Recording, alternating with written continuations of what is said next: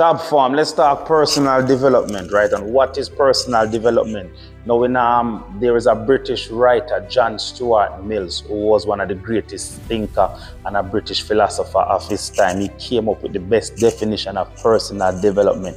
So he said he believed that personal development requires personal and autonomy and the ability to explore different perspectives in life, right? So when we look at that word autonomy, that's a level of freedom, whether you are a country, an organization, and as a person, you have total freedom and control over your life for the decisions that you make, right? Now, when you have this decision, you have this power over your life or this autonomy over your life.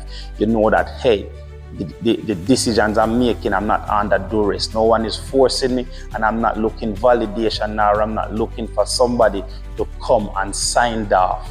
This is why throughout the world nowadays, you see a lot of people is fighting to hold on to the autonomy in the country. And just the mere mention of losing your autonomy, we see where Donald Trump is saying that Canada should be one of the 51st states, and the Canadian people have stepped into a level of patriotism, right? So this is what, and no one wants to lose the autonomy. So when you look at autonomy, is you have that level of freedom of choice over your own life. No one have an oversight over your life. And if you're a spiritual person, then you can say, God have the total autonomy over my life. Apart from that, no one else have that right.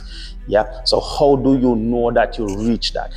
You develop a level of self-awareness. You develop a level of to hold yourself responsibility. You're setting your goals. You're moving towards your goals. You're taking responsibility for the actions. And you tell yourself that I'm going to take responsibility for the success or failure that I get in my life. And that's when you know that I truly reach a level of self-autonomy.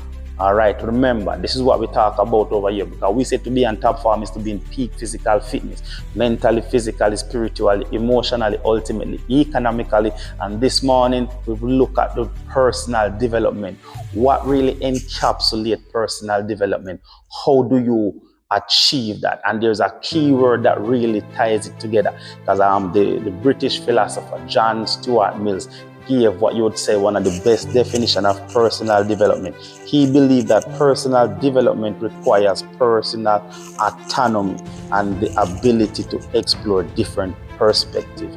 All right, and I don't you think you'll find a better definition out there. So if you wake up and say that you want to develop personally, then you need to be able to work in towards whatever is holding you bondage, whatever is enslaving you at the moment, whosoever, whether it's something internal or external, whether it's an addiction or whether you find yourself depending or overly reliant on somebody to give you a sense of okay to live or a sense of belief in yourself, whether you have given up that right, then you need to get back to that place where you develop that self, and you claim back that autonomy over your life.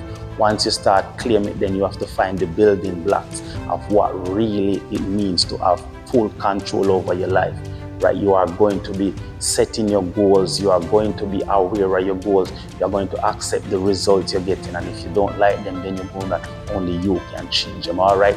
That's what it's all about. Remember, it's top form. It's a brand that tells you to use your will to power, because the greater the sacrifice is the greater the reward, all right? So you want personal and autonomy over your life. It is when you truly know that, hey, I've reached a state of personal development, personal growth. Remember, make the sacrifice, pay the price.